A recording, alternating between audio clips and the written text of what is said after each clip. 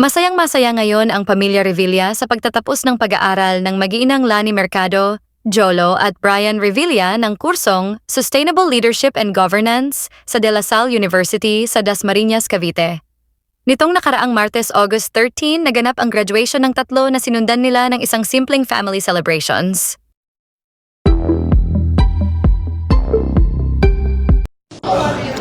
Hello, magandang gabi po. Andito, katabi ko at katapat ko ang mga gumraduate ngayong araw nito. Ayan si Kong Jolo, congratulations. Yan, and of course, yan. Magandang gabi po sa inyo lahat. Yan. Nagsa-celebrate na po kami with the whole family and si Doktora Detnet. Yan. Ayun. Ayan. Si magbe-birthday ng You're so bad.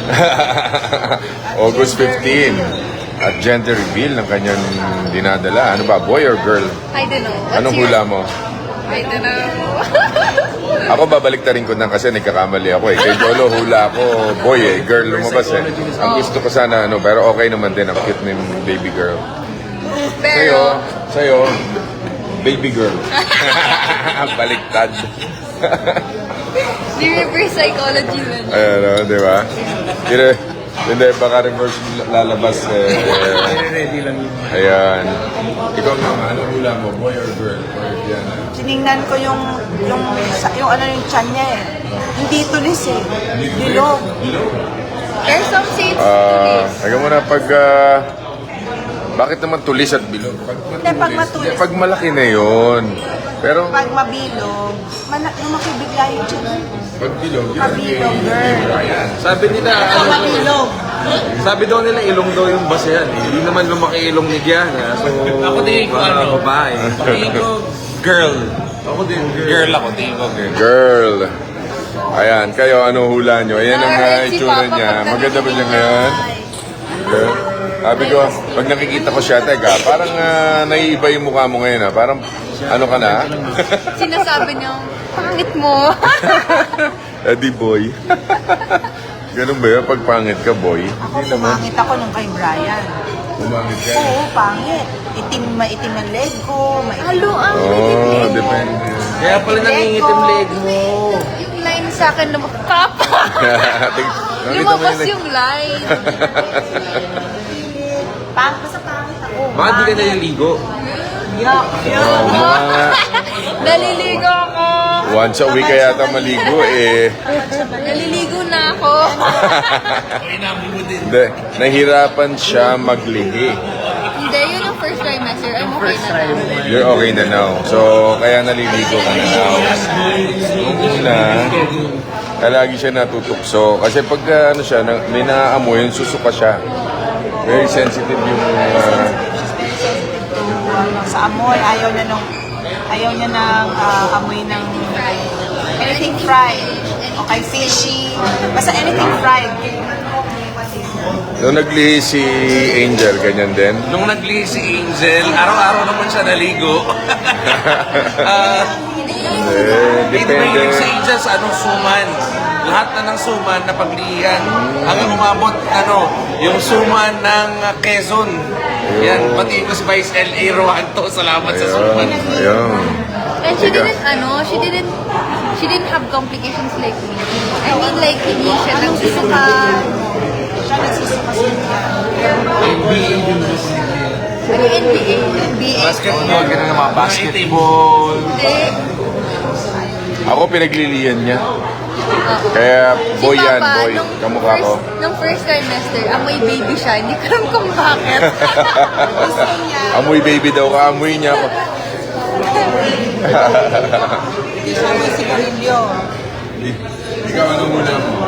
Sa una, kala ko girl. And then, parang recently sabi ko, parang boy na... Oh, so... Hindi pa? May isang tao lang na nakakaalam. Doctor. Hindi, Doctor. Alam na? Yung doktora niya, at saka hindi, may isa pa. Alam ni Tina, yung doktora Tina. At saka yung organizer. Iba na yung technology ngayon, eh, no?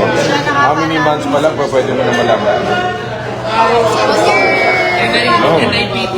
Ang NIPT, Yung NIPT test, it's a blood test. Malalaman mo doon kung ano yung kamusta yung genes ng bata, yung mga sakit na meron siya. So far, makikita na din as early as 10 weeks, di ba? 10 weeks. 10 weeks, pwede mo nang malaman yung gender. Saka kung may problema yung baby, malalaman mo na eh. Yeah. Us naman, we know may result na okay naman daw yung baby. So, yung malalaman na lang is yung gender. Ito na. Kaya ang pangalan niya, Victoria Giana. Alam niyo bakit Victoria Giana? Victoria Giana, kasi lumabas siya nung unang papasok ko sa public service nang ako'y tumakbong vice governor. No? Kaya yan. Si Victoria Giana, magkaka-baby years na. na siya next year. So. Yeah. Ay, hindi ngayon. This year. 30 years Galing in ni public Papa. service. Grabe, 3 dekada. Ayan.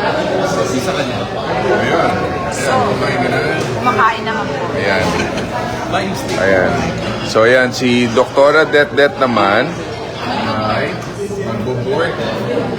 Hindi mong graduation, ano? Ang doktora, ang dami graduation. Super. It doesn't end. Grabe. So, ma-surprise na lang kayo. Baka in 4 years may graduate ako.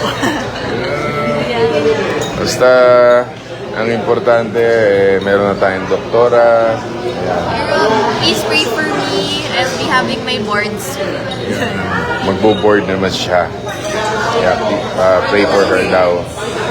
Ayan. So, yun. So, by the way, ngayon, congratulations sa bagong graduate, sa Masteral. Mga master na po kami. Mga master na kami. Master Doc, Master. By next year, nag-isipan namin kung magdo-doctorate Doctor na. Doctorate, oh. Parang ganito rin po. Parang governance. Para may kasama ng Dr. Sinet. Doctorate in Public Administration. Doctor in Public Administration. Magdo-doctorate na kayo. Basta, we will try. Doctor po ako. Hindi kasi mahirap nilin biro, lalo yung doctorate. Ano yan pa? Talagang kailangan mo yung oras ang kailangan. Tsaka, I hope mabigyan ng Ito, 2 years na pinuha 2 years, pero online. Online. Kasi Kaya nga, tinamaan kami ng COVID, every yung Saturday. online. Every Saturday, tapos may isang term tayo na may Friday classes tayo na isang subject lang naman.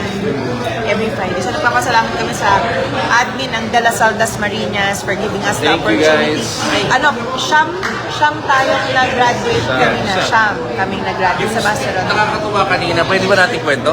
Kung ano yung nangyari dun sa graduation natin. Yung speaker namin doon kanina, si former Senator Leila De Lima. At ano pa, she sends her regards to you. Oh, okay. Tuwa naman.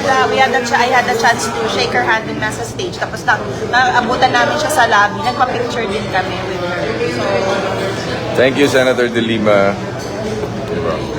sige po. Thank you so much. Happy graduation to Batch 2024 De La Salle Dasmariñas. Parang wow, no? Batch 20. Batch 2024 kayo. Parang wow. Parang mas bata pa kayo kay Ang kaedad namin, mga nag-graduate kanina, mga 20. 22. Pero paano? May mga kasabay din kami doon ng mga general. Dahil mga naman Actually, sila. merong 70 sila sa 76 years old, di ba? nag-PhD sila sa criminology, yung mga nakasabay namin doon. Criminal justice. Yeah. Yeah. Yeah. Kaya congratulations sa inyong tatlo at ito yung magandang inspirasyon. Hindi lang sa mga batang katulad ko. Wala Hindi, sa edad, lahat. sabi nga namin. No? Di ba, ito nga yun eh. Di ba nga ang cellphone kailangan i-upgrade? Dapat sa paglilingkod, nag-upgrade din. Kaya kami patuloy na nagre-review. Kaya kami patuloy na nag-aaral para makapag-servisyo ng mas maganda at updated para sa inyo. Yun. Kaya mag-aaral kayo para sa akin, ha? Ako, doctorate na ako eh. Yes. Di ba? Ano ka? Honoris causa naman ako. Humanities. Doctor of Humanities and Public Administration. Public Ad. Yeah. So yan, honoris causa nga lang. Yeah, well, darating yan, pag-uusapan natin yan sa birthday ko. Ayan, sasabihin ko kung bakit at lahat.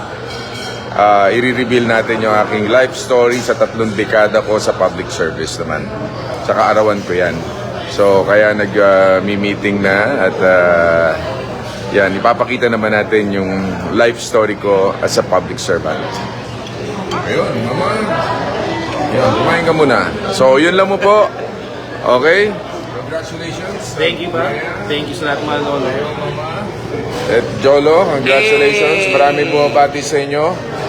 Andyan o, ang dami. Luzon, Visayas, Thank you Mindanao. guys. Thank you. Yan, ang dami bumabati sa inyo. Nagko-congratulate to. Popost namin yung mga photos namin ng graduation namin. Ayan. So, yan po. So, thank you very much sa pag-congratulate sa kanila. At sa inyo lahat din po. Love you all and good evening.